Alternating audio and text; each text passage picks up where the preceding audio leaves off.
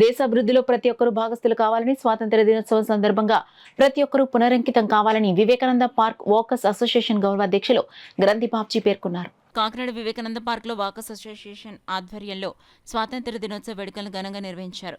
కార్యక్రమానికి walkers association అధ్యక్షులు సిరి శ్రీనివాస్ అధ్యక్షత వహించగా గ్రంథి బాబ్జీ ముఖ్య అతిథిగా పాల్గొని జాతీయ జెండాను ఎగురవేశారు. తైక్వాండో చిన్నారులు జాతీయ గీతాలు ఆలపించారు.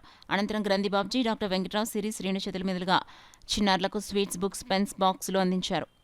ఈ కార్యక్రమంలో walkers association secretary Nemani Satyanarayana, treasurer Anjaneyulu, ఉపాధ్యక్షులు డాక్టర్ వెంకట్రావు, సభ్యులు పసుమర్తి కాశీ విశ్వేశ్వరరావు, మురళీ, బాదం Madhu, Edlapalli Srinivas, Edlapalli Ramesh, Saibaba, Mylavarapu Suman, bad buzz Revanth walkers పాల్గొన్నారు. అనంతరం బ్యాడ్ బజ్ టీం వాకర్స్కు జాతీయ జెండాలను పంపిణీ చేసి ర్యాలీని నిర్వహించారు.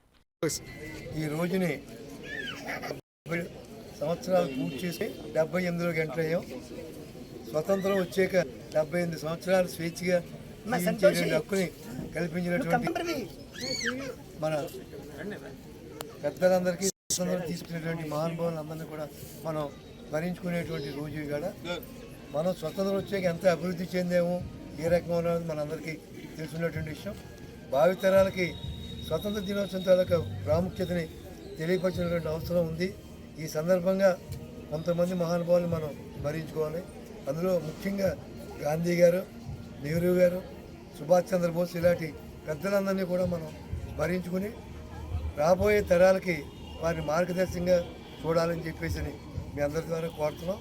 రాబోయే యువతరం అంతా కూడా దీన్ని ఒక స్పోర్టివ్గా తీసుకుని స్వతంత్రం ఎంత కష్టపడితే వచ్చిందనేటువంటి మనం చెప్పాల్సినటువంటి బాధ్యత మనందరి మీద ఉంది. ఇక నుంచి కూడా ఈ స్వతంత్ర తాలూకా ఫలితాన్ని మనం అనుభవించాలని చెప్పేసి మనస్ఫూర్తిగా కోరుకుంటూ సెలవు.